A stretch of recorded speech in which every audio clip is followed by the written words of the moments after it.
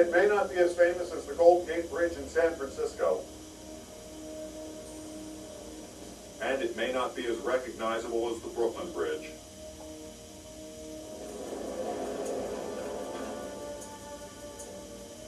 But its place in history, as well as its importance, has never once been in dispute. From an economic standpoint, the New Hope Lambertville Bridge is more important than the Golden Gate Bridge, more important than the Brooklyn Bridge, because of the economic benefit that it brought to these two communities.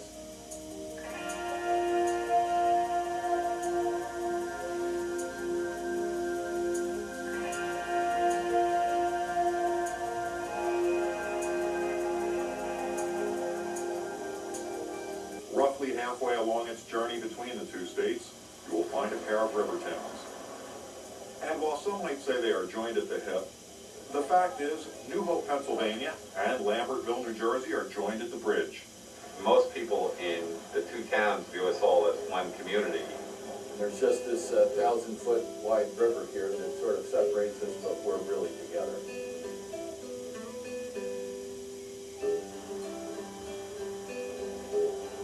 These two towns have grown up together and really had begun their mutually beneficial relationship long before there even was a bridge here. The area had become popular as a crossing place since it was midway between Philadelphia and New York City, our two principal population centers. The old Indian trails had been redeveloped and became what we now know as Old York Road, and this was a principal way to move goods and services between the colonies.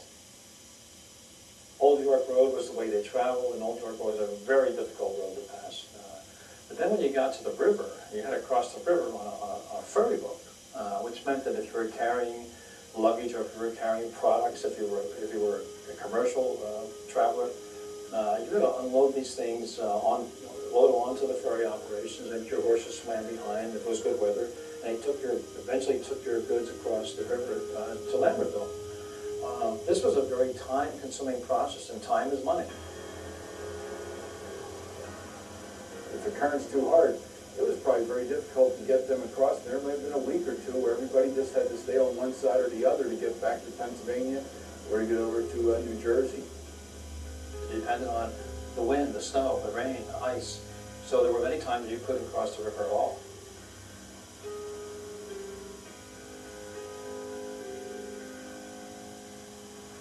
While that may not have been good for travelers, it was certainly good for the hospitality business that had begun to open up as a result. The Logan Inn was established in 1727 as the ferry tavern. So often travelers going one way or the other would stop here on their horses, leave their horses, spend the night, and then they would use the Ferry Street ferry actually to cross over the Delaware River from New Hope to Lambertville and vice versa. At the time, however, the two towns were not known as New Hope and Lambertville. On the Pennsylvania side, it was originally called Wells Ferry.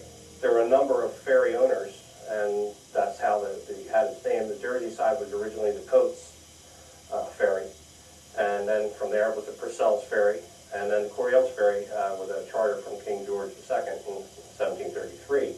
So it was Coryell's Ferry on both sides of the river.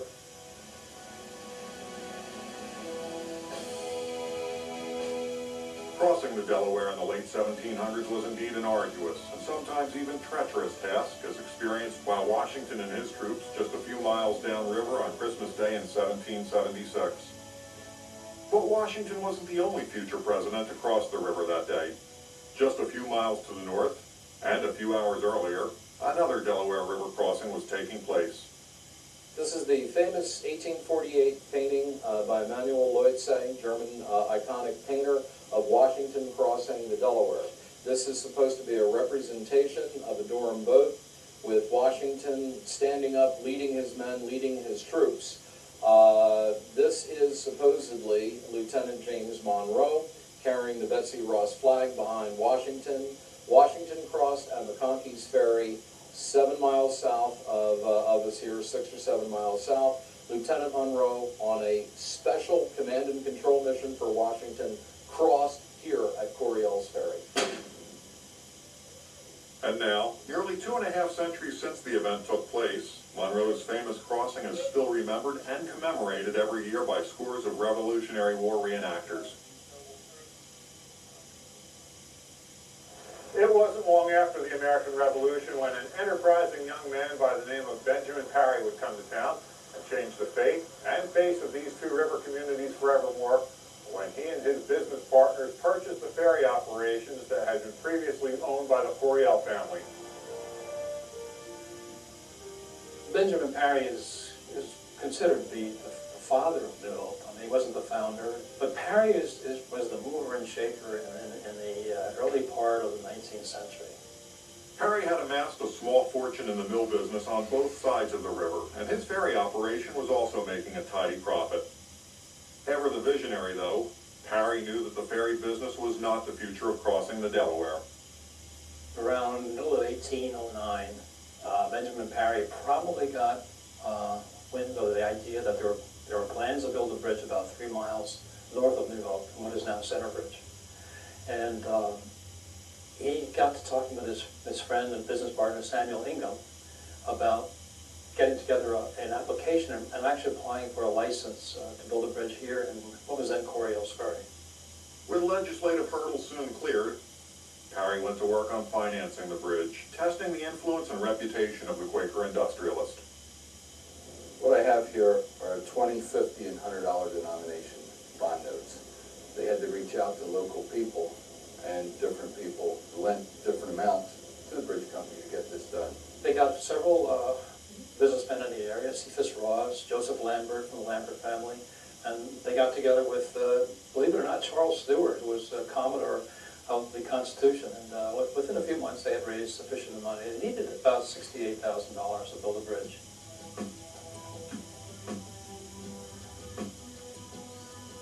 With financing now in place, the next step would be to hire the engineer to design and oversee construction of the span. As far as Parry was concerned, there was only one man up to the task. His name? Louis Birnbaugh. Louis Birnbaugh was a famous industrialist beginning in the early 19th century. Not only did he build 22 of the major bridges on the eastern seaboard, he owned and ran a nail factory. He patented rail cars that were self-regulating. He patented bridge construction. He built a prison. He was quite an industrialist. Born in Germany, Birnbaugh gained instant fame in America for designing a single-span bridge in Philadelphia to cross the Schuylkill River. The structure was so big for its day that it could only be called one thing: the Colossus. The Colossus had a 340-foot span. That's an incredible span for one arch. It was so big a span that the local population wouldn't go across it when he first built it. And he got a 20-ton rock in the back of a wagon with 10 horses and drove it himself across the bridge, and everybody said, okay, I guess we can, use this bridge now because he did it. But it was one of the wonders of the world. It was little wonder that with the Colossus of Fairmount on his resume, Parry was insistent that Birnbaugh would be the man for the job. Parry was looking for a bridge builder and heard about this fabulous bridge and said, well, I got to have the best, so he got Birnbaugh involved. The Delaware, however, is not the Schuylkill, and the river made famous by Washington crossing it some 36 years earlier posed many challenges for Birnbaugh. On the Delaware River, when you could have a very strong river flow in the spring, especially after a freshet when the ice breaks and all this ice is rushing down the river, you need quite a span from the normal river height to the bottom of the bridge. The engineer was faced with another problem. How do you keep an open wooden deck bridge from rotting within just a few years? Birnbaugh's whole idea and concept on prolonging the life of a bridge was to separate the timbers.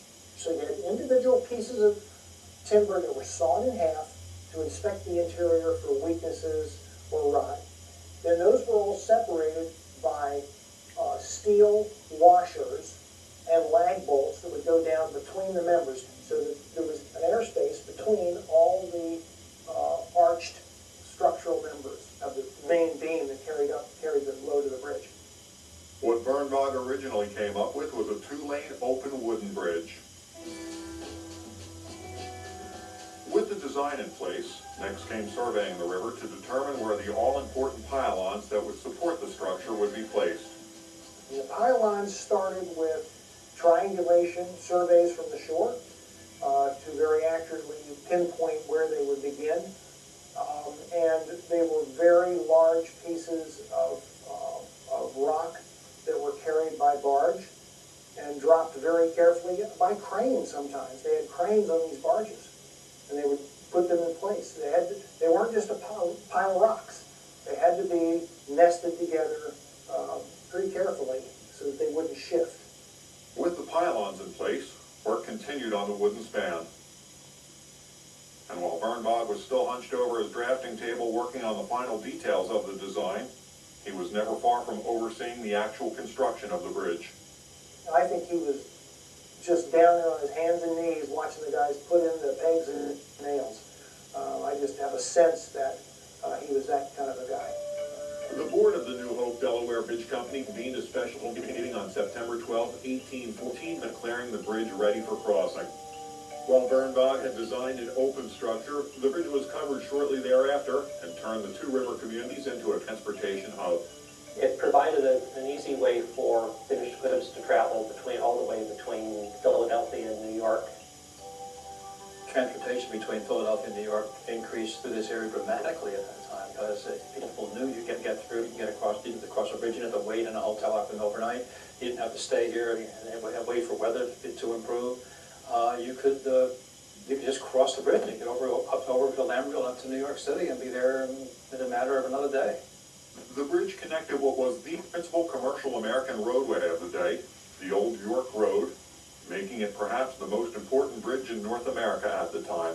From an economic standpoint, the New Hope Lambertville Bridge was more important than the Golden Gate Bridge, more important than the Brooklyn Bridge, because of the economic benefit that it brought to the two communities. Not just the communities, but the communication and travel from east to west and west to east, and the industries that grew up around that. So I think in its day, it actually was more important than those major bridges that we talk so much about. The just completed bridge was having a dramatic impact on the surrounding landscape as new buildings were springing up on both sides of the river. The Delaware House in New Hope and the Lambertville House were among the first to be built. Merchants and stagecoach operators alike had come to depend on the bridge to do business.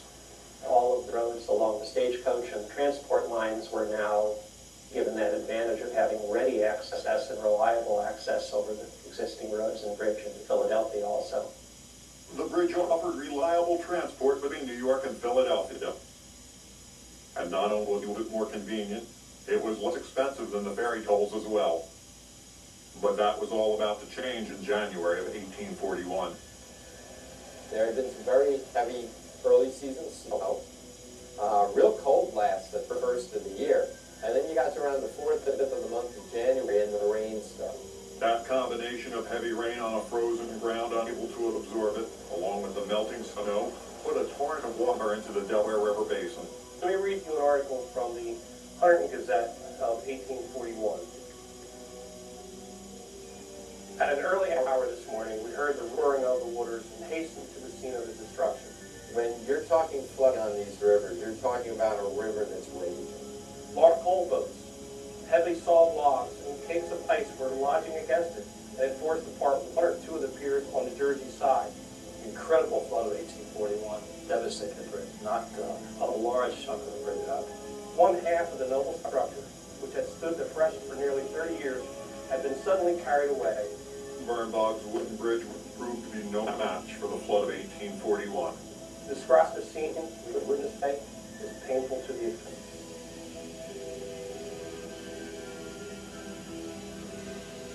The bridge was gone, and that was when they had to go back and redesign the ferry operations.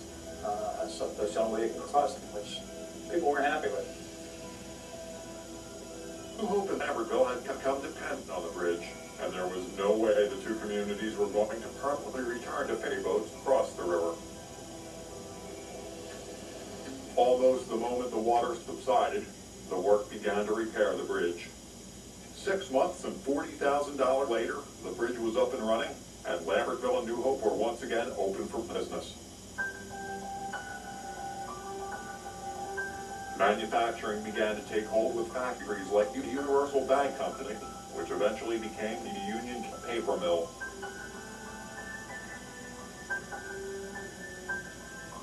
Many industries sprung up on the Jersey side, and some on the Pennsylvania side too. Keep in mind that the mills in Pennsylvania supplied an awful lot of product to everyone in the area. So you had the spoke mill, India Rubber, that started in 1860. You had in 1849 the Lambertville Iron Works. You had the Perseverance Mill. So there was a lot of industry that came into town. And the bridge was one of the main enablers in order for the industry to actually prosper in this area. But Mother Nature was about to strike again. In the final days of the summer of 1903, hurricane rains had soaked the Delaware Valley, saturating the ground up and down the banks of the river. So when the heaviest rain came, in the first week into the second week of October, it just opened the floodgates. The flood of 1903 was the pumpkin flood because of the thousands of pumpkins that had been washed out of their fields and could be seen bobbing up and down the swift current of the raging river. But it wasn't the pumpkins that would serve as the battering ram. Instead, it was the massive timbers and debris that would supply the knocking punch to the span. And out went the bridge for a second. Washed it totally away with sky.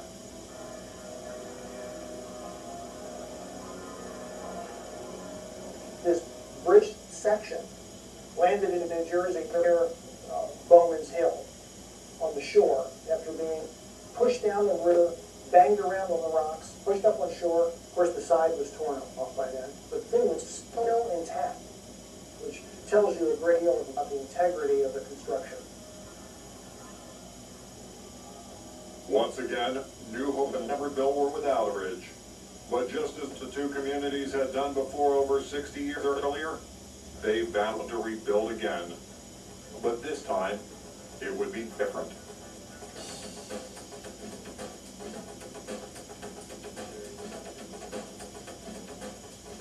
The current configuration was constructed in 1904. It's an open Pratt truss bridge. It's got 6 spans, approximately 960 tons of steel, a little over 1,000 feet long.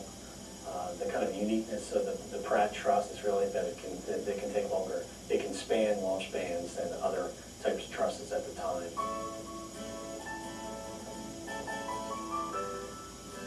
Just as Phoenix had risen from the ashes, a bridge had risen from the Delaware riverbed.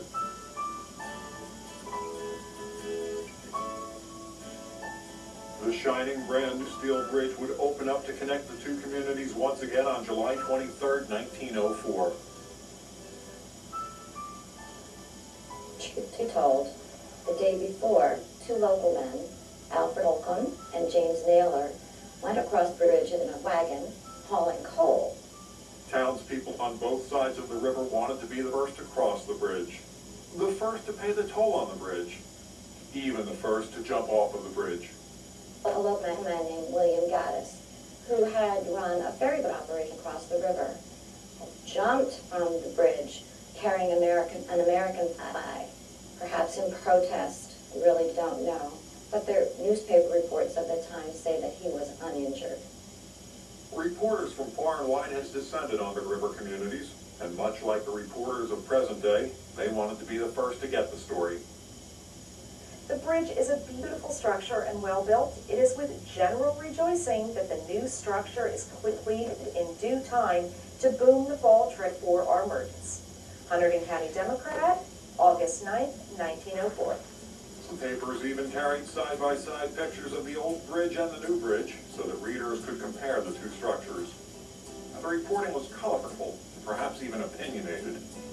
The flood of 11 months ago subjected the people on both sides of the river to many inconveniences, but in the long run, they are better off than for having a bridge now that is in every way superior to the one which was swept away. Trenton Times. July 22nd, 1904. The two communities were in a celebratory mood, being once again linked. No one even seemed to mind that the toll to cross the new bridge had increased. A man named Frank Scarborough, a New Hope resident, was the last person to pay a toll crossing the old toll bridge before it was swept away, and the first person to pay the 2-cent toll on the new bridge. The new bridge would be an instant hit, serving both rail transportation and that newfangled four-wheeled machine that was being cranked out of Detroit. It was about commerce, so you had, you had kind of certain industrial operations still up and down along the river, so there was river traffic, there was timber traffic, there was a different industrial kind of route. The mills were on either side of the river. It was a different bridge. There was a kind of light rail or trolley that ran on that river until the 20s. So it was more of a real connector for industry on either side of the river. For more than half a century, the new steel bridge would serve reliably and durably as it spurred on commerce and helped spark an art revolution on both sides of the river. New Hope was known as an art colony. You had the music circus in Lambertville. This made it easy transportation and easy access from one side to the other for the colonies to grow.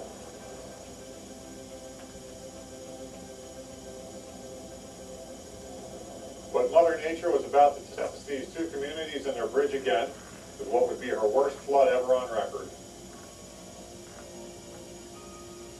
We weren't expecting a flood in 55. This came as a total surprise. We got word that the town was going to flood, and a fellow by the name of Peter Pascuzzo, who owned the mule barges, rounded up a bunch of us kids, and he rounded some trucks up out of the quarry. And we went door to door to try to get people to leave. And of course it was very difficult because here's a 14-year-old kid who on a 50-year-old person's door saying, you know, your house is going to be flooded and we're going to move you out, and they weren't going to buy that program. So we didn't have a whole lot of success. A few people did move. And then after the river started to come up, of course they all wanted out, and by that time the water was in the street and we couldn't get to them, so a lot of them had to stay put in their homes. They moved into the second floor. My wife and two little boys moved all of our stuff. You didn't quite get everything upstairs before the water started coming in our house. Horrified locals watched powerless. The raging river destroyed their properties and wondered if Mother Nature and all her fury would once again take their bridge. There was a lot of concern that the bridge would go because bridges above us had already collapsed. House came down the river and hit the ridge. A lot of people were just standing around waiting, knowing that it was going to go and wanted to witness it. It appeared to be a foregone conclusion that town were about to lose their third bridge to yet another Delaware River flood. I wouldn't have said the bridge was going to be there when it was all said and done. The flood of 1955 stands as the flood of record on the Delaware River, the likes of its destruction having never been seen before. When the water went down, I think the greatest relief was that the bridge was still there. The 55 storm would have obliterated a wooden structure, but anchored in steel, this structure was able to survive, albeit damaged. It took months to make the repairs to open that bridge again in 55, but it did withstand the onslaught of the worst flood on the Delaware, and at least since colonial times.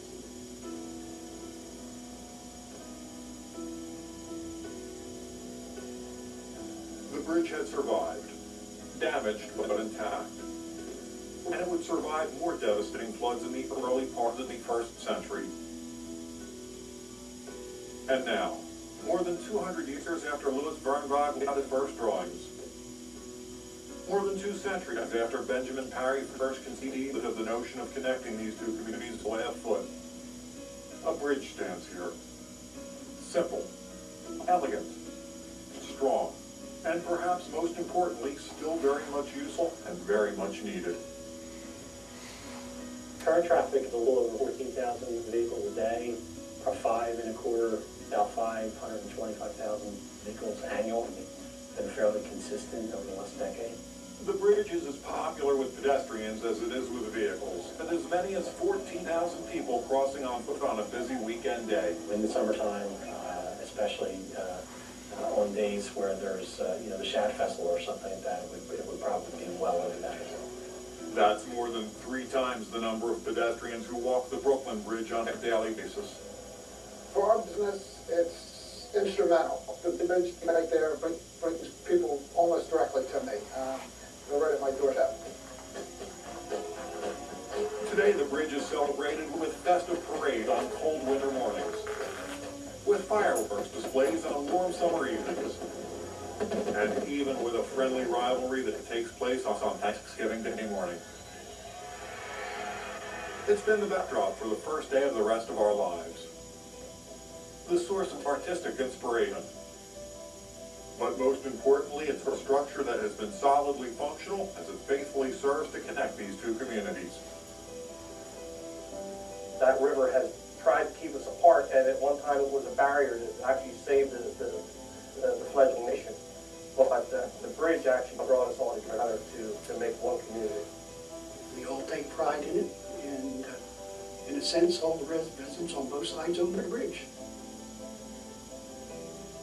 And what might the next 200 years hold for this bridge? I would say without New Hope, there would be no Lambertville, and without Lambertville, there would be no New Hope. As long as there's a New Hope in Lambertville, there'll always be a bridge there. Being that it's so scenic, it will always be preserved and enjoyed by everyone that comes into the area. Something we'll always have, and if anybody ever tried to do anything to take it away, I don't think I'd want to be around, because I think it would get nasty. I think that it will be forever, indefinitely. There's no doubt in my mind. I don't care if it's 50 years from now, 100 years from now. I think that we're bonded, and that will never change. How would Benjamin Parry react if he were around 200 years after the fact? What would Louis Vernbog do if he were here today? Perhaps the same thing that those of us who live or work in New Hope and Lambertville do. Swell with pride whenever we take notice of our magnificent bridge that will connect us forever.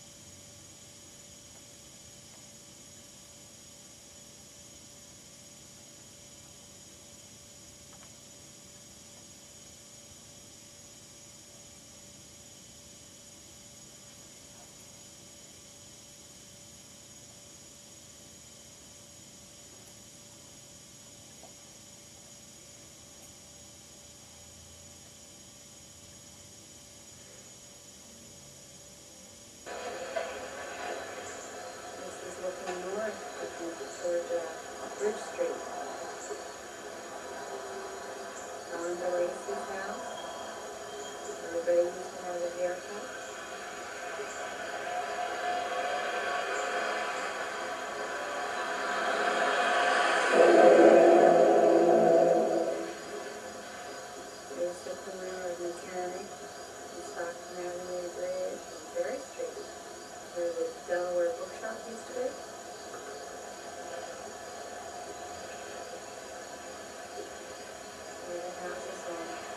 The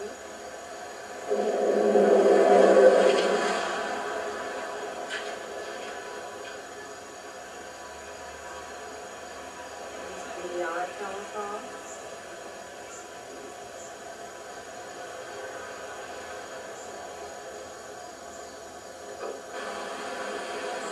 Cherry Street houses.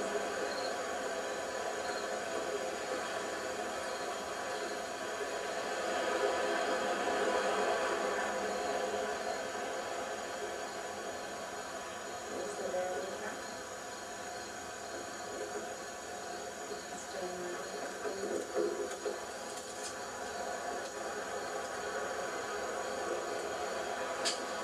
Dad was born. It's the bookshop. And there's the Stockton Avenue Bridge. Now looking over the bridge toward Mechanic Street. This is where Aunt Sarah used to live, a little apartment.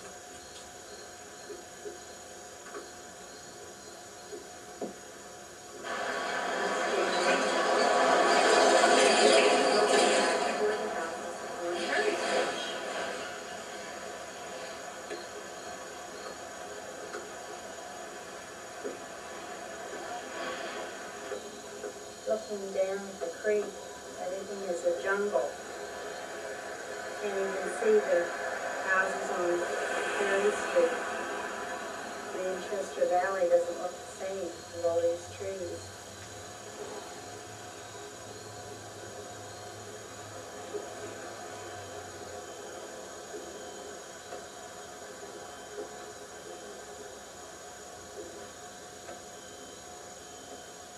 Lambertville has a big parking lot in the back of Clean's house,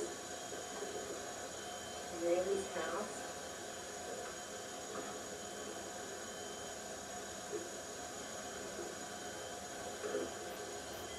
There's our backyard, which you can see of it. Very much.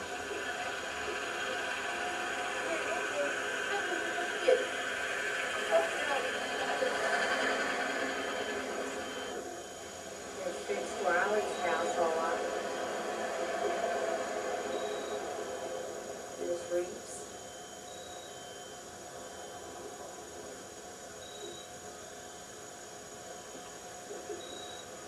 McNamara's looks a bit like a jungle yet. And there's Queen This is looking down Mechanic Street from the Stockton Avenue Bridge. Doesn't really look all that different except King Winter has the hacienda the whole side. Grandpa's house. And they stopped finishing in our place. Nathan's is for sale.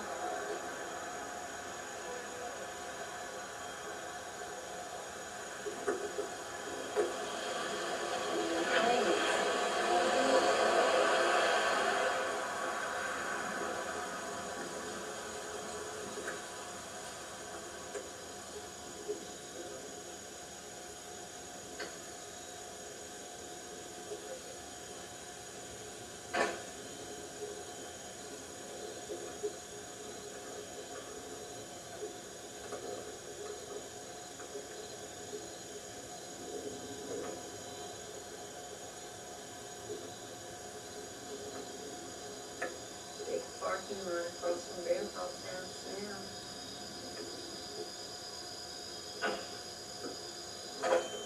It's Grandpa's little side yard. It's a lot better than it used to. A nice deck out back. So they can't see anything until the winter.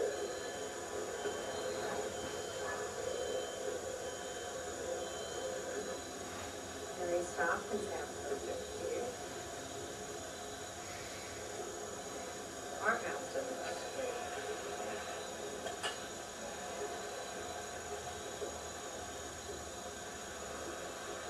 Parking lot where we used to have a weeping willow tree. electric line is completely gone. Brambles here now. And then Good's house.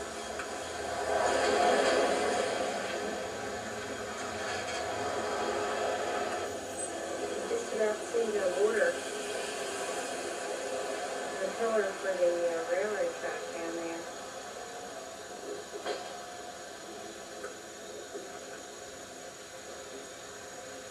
And look down the county street. And then Church's place.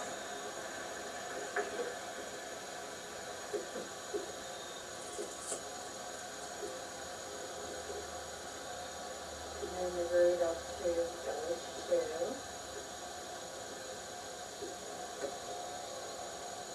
And the entrance up to Schoolhouse Hill, which you can't see with old trees. And the rest of the way out on County Street. The Cosners always lived in that house when I was growing up. And this is the parking lot that they have now across the street from Grandpa's.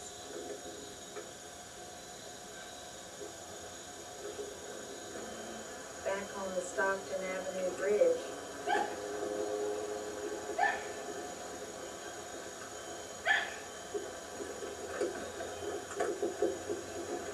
Trying to figure out what that lettering is on everything.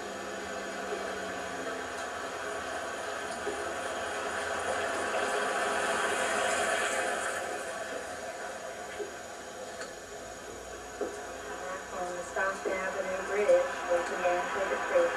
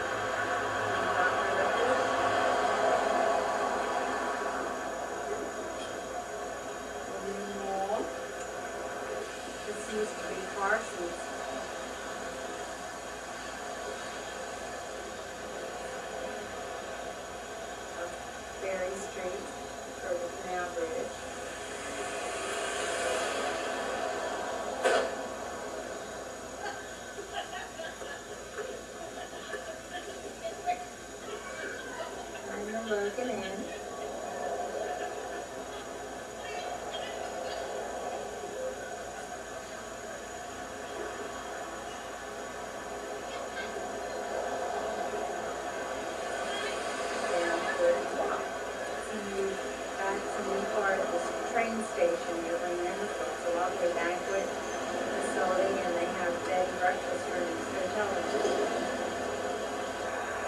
That's the back of the Tokyo House, another restaurant next to it.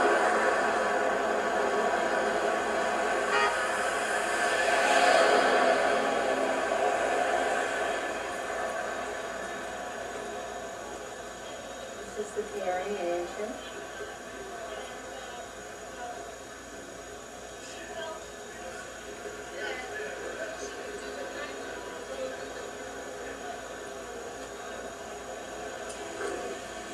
Playhouse Inn, and the co-op, South Main Street towards North Main Street.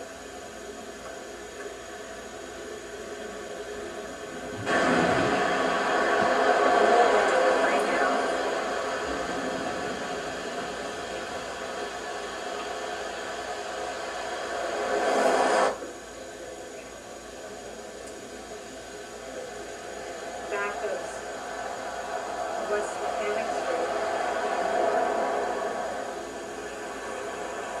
Looking up toward Tokyo House.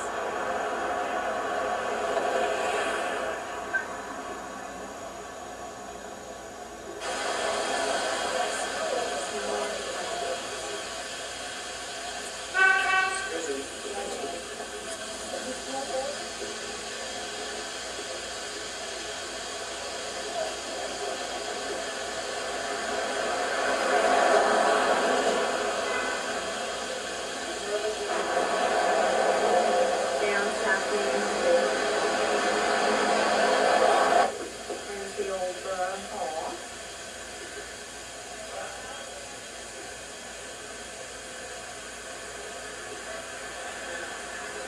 Mechanic Street. Here we go. This house to be different, huh? There's the bridge.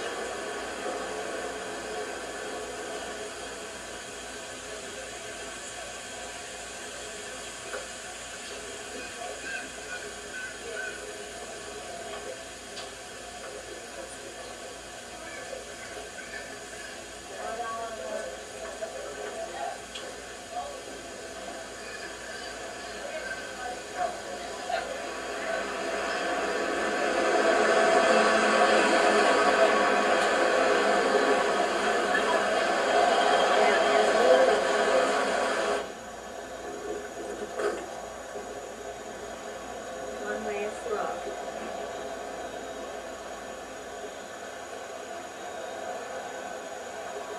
Back to